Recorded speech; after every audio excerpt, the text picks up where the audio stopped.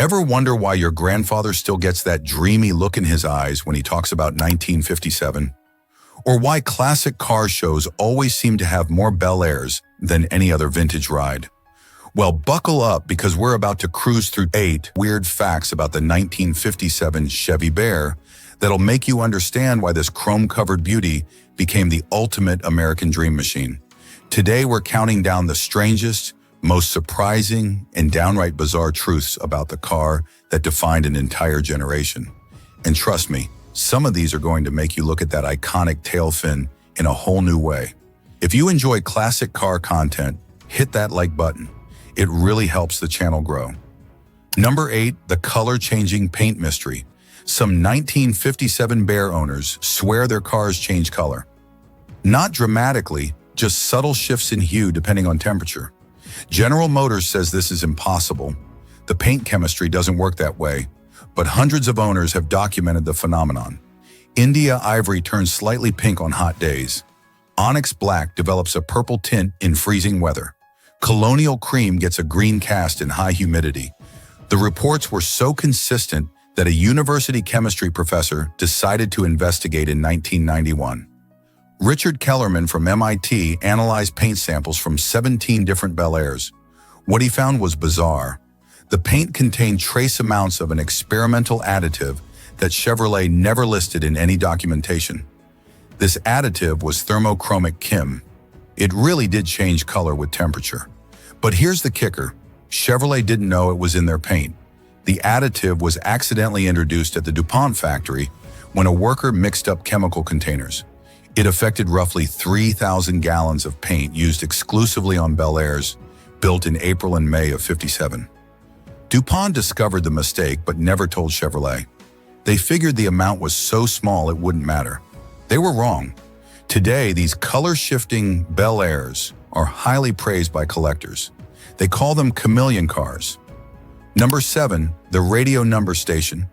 If you owned a 1957 Bel Air with the optional Wonderbar radio, you might have stumbled onto one of the Cold War's strangest secrets. Late at night, usually between 2 and 4 a.m., some Bel Air radios would pick up mysterious broadcasts. Numbers, just someone reading numbers in a monotone voice.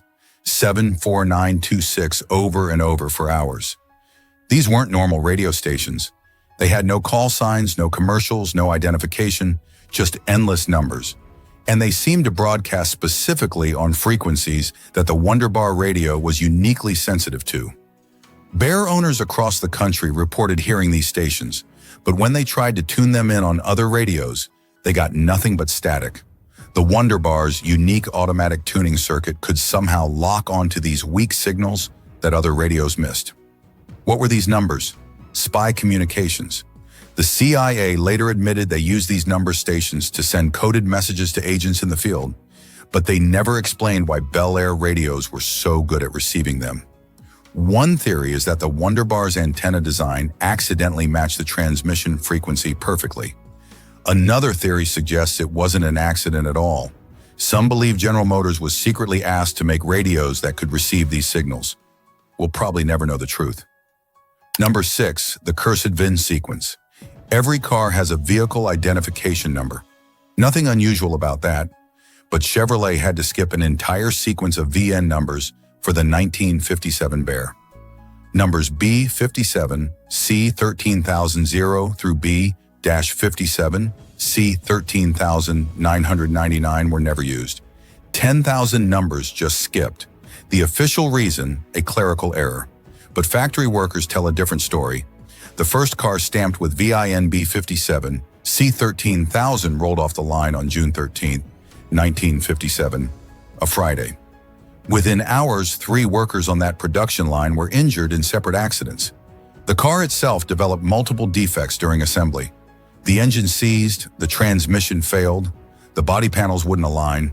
Plant management decided to scrap it, but the bad luck continued. Every car stamped with a VIN in that sequence had problems.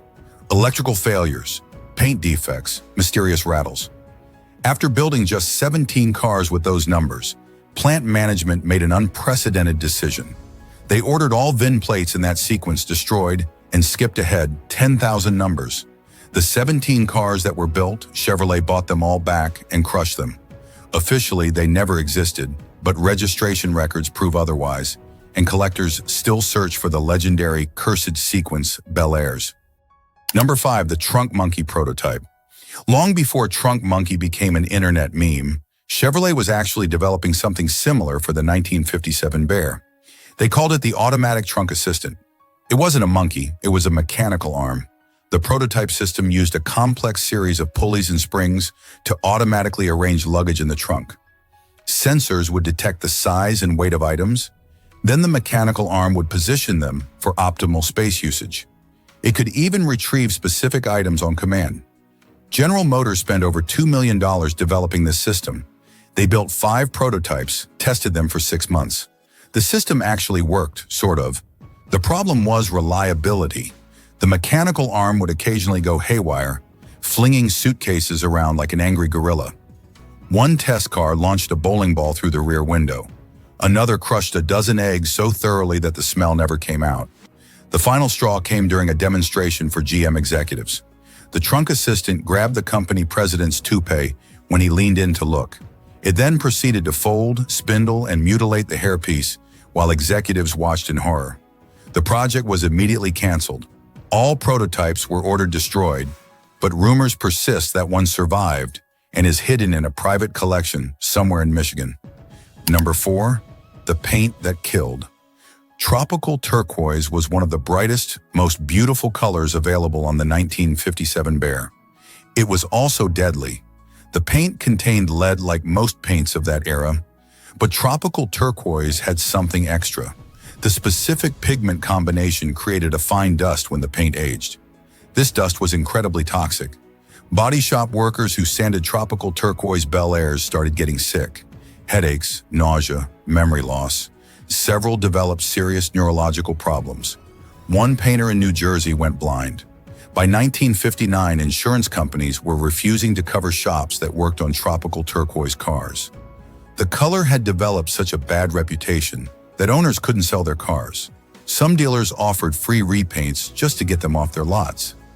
Chevrolet never officially acknowledged the problem, but internal documents later revealed they knew about the toxic dust issue before the cars left the factory. They calculated it would take 5 to 7 years for the paint to deteriorate enough to become dangerous. They figured that was long enough. Today, restoration shops treat tropical turquoise Bel Airs like hazmat situations. Full respirators, sealed environments. Some refuse to work on them at all. The EPA has classified original tropical turquoise paint as a hazardous material. It's the only car color with that distinction. Number 3, the engine block messages. Workers rebuilding 1957 Bear engines keep finding something Chevrolet claims doesn't exist. Messages cast into the engine blocks, not stamped, not carved, actually cast into the metal during manufacturing. The messages vary. Some are names, some are dates. Some are cryptic phrases like, "Heaven can wait" or "Remember the Alamo." A few are in languages other than English. One particularly famous block has an entire poem about lost love. These messages appear on roughly 1 in every 157 small block engines.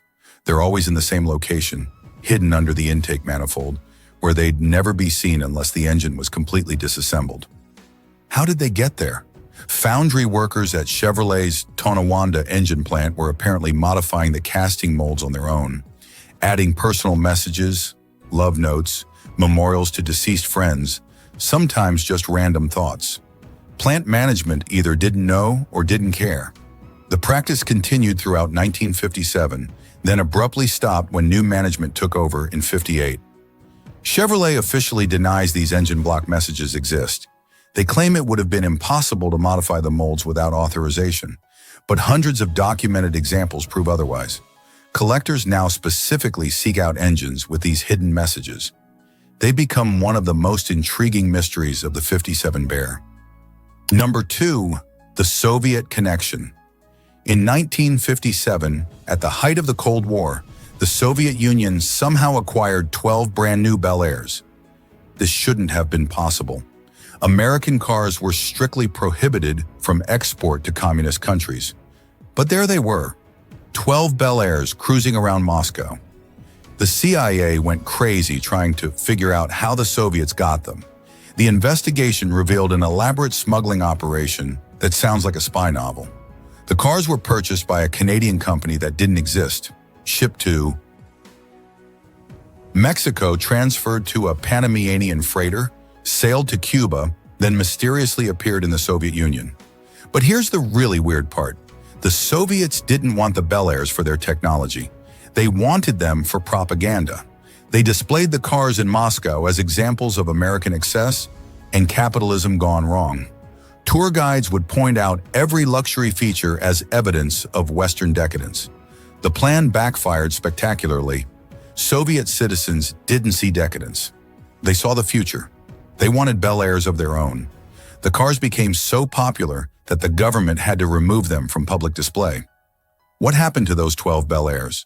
Supposedly, they were destroyed, but car collectors who visited Russia report seeing 57 Bel Airs in private collections with very suspicious gaps in their ownership history. Number 1, the car that predicted its owner's death.